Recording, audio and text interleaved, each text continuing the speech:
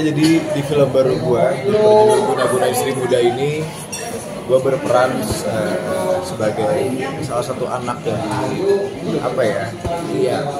salah satu orang tua yang menggeluti di bidang ilmu hitam. Gue jadi anaknya bernama Leo, panjangnya adalah Saranapa Leo. Dikarenakan karakter itu seru banget ya, karakternya seru, banyak banget flip emosi-emosi yang harus berubah dan lain-lain, dan itu yang bikin gue akhirnya tertarik sama karakter ini. Jadi karakter yang ditawarkan tuh seru, ditambah juga filmnya emang seru banget. Film legend tahun 70-an itu bagus banget sih.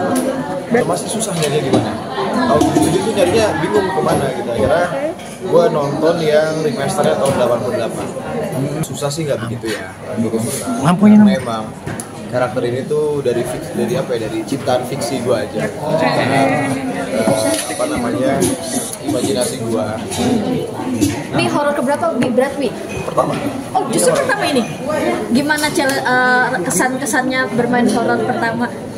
Ya, karena film ini kan nggak begitu horor ya, maksudnya lebih ke agak thriller gitu. Jadi itu dia kenapa akhirnya gue ambil, karena agak thriller dan dramanya seru.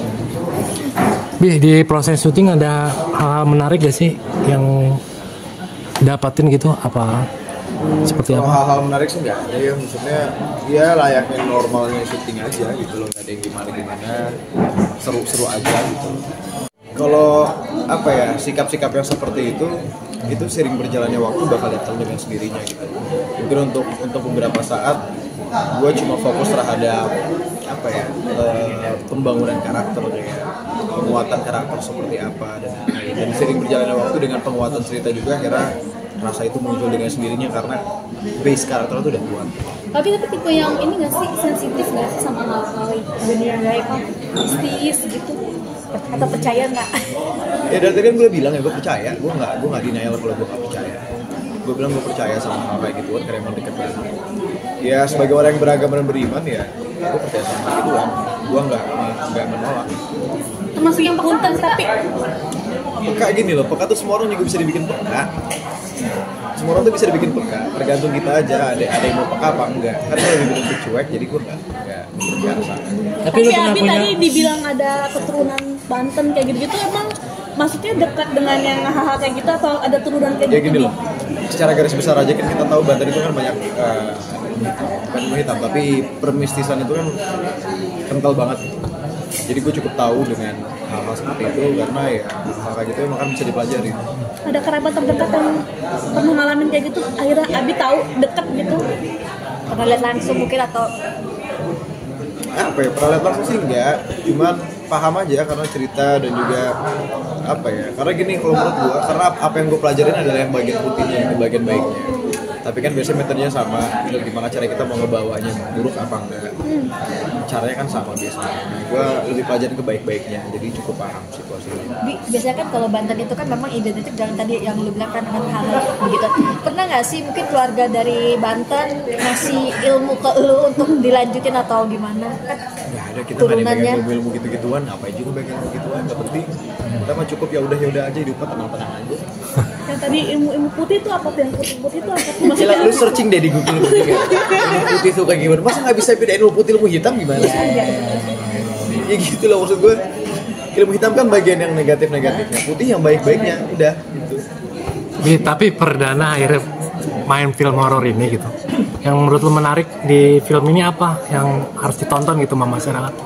Sebenarnya banyak yang menarik di film ini, terlebih juga dengan karakter yang gue bawa. Karakter yang gue bawa ini ya serunya karena di karakter gue ini banyak disiksa. Nanti karakter gue tuh banyak penyiksaan dalam karakter fisik. Di fisik itu banyak disiksa dan itu yang bikin gue tertarik karena pengen ngalamin rasanya tuh kayak gimana sih respon si karakter ini di saat lagi kondisi kayak gitu tuh gimana. Ada perubahan tampilan yang dilakuin? Iya, rambut gue habisin. Gue nggak begitu botak sih. Basket lah bahasanya, basket kali. Agak gembul tapi masih ada rambutnya 2 cm lah. Itu gue coba rubah karena gue agak bosen dengan karakter gue yang rata-rata rambutnya gondrong aja. Dan menurut gue dengan gue merubah penampilan gue pun itu bisa menjadi apa ya, nuansa baru lah untuk membuka peluang karakter gue. Tapi tuh salah satu perubahan ekstrim sih Abi, ada yang pernah ekstrim? Sejauh ini paling ekstrim sih ini ya, karena emang benar-benar Mas Robi pun nanya sebenarnya, kita mau potong rambut boleh gak? Boleh banget. Saya kira gue masih tahu apa ya, karena gue pun ngedevelop karakter gue. Akhirnya pun gue ngerasa kalau kayaknya kalau botak nih seru ya, lucu ya gitu. Akhirnya coba gue present dan ternyata Mas Robi setuju banget dengan gue sangat berani untuk menghabiskan rambut. Karena itu menjadi hal yang cukup sangat besar. Tapi di keseharian bosennya seperti apa sih Bi, dengan penampilan lo yang mungkin sempat gondrong terus atau seperti apa?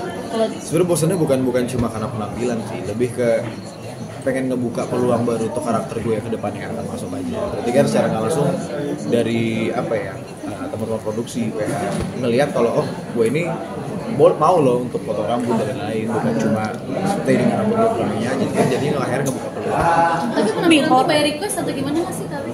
Kalau gue biasa untuk selalu menyerahkan ke director dulu, sutradara, karena dia pasti punya gambaran terhadap karakter-karakter yang akan dia buat dan dimainkan atau diarahkan gitu. Itu pasti punya gambaran sendiri. Dan nanti kalau misalnya udah ada gambaran, akhirnya gue diskusi gimana kalau misalnya dibikin kayak gini, gimana kalau dibikin gini. Abi tadi dibilang rambut ada penurunan berat badan atau gimana nggak? Alhamdulillah di berat sih nggak sih, normal. Abi tadi kan dibilangnya karakter kan psycho ya, susah nggak sih nanti pada saat keluar dari karakter si psycho itu jadi kehidupan pribadinya? Alhamdulillah enggak sih, cepat dilupain karena emang jadi beruntungnya adalah psycho-nya ini bukan psycho yang sangat besar gitu, bukan psycho yang sangat mendominasi karakter gue. Tipis doang tapi seru, justru itu yang lebih susah, psycho tipis yang cuma sentilan-sentilan aja gue yang lebih susah dibayangin. Kita harus membangun karakter ya emang psycho-nya tuh fully psycho yang mendominasi banget karakter. Psycho tipis tuh kayak gimana? Nanti nonton aja tanggal 20 di November 2024 di bioskop. Nah kan psycho tipis udah, Batman udah, horor udah, ada lagi nggak sih yang Abi pengen nih karakter ini nih gitu? Apa ya, gue nggak pernah ngebatasin sih sebenarnya kayak karakter dan cerita apa ya kedepannya yang bakal ditawarin ke gue, tapi yang pasti gue agak pilih cerita mana yang seru, yang bagus, tapi bukan yang ngebatasin.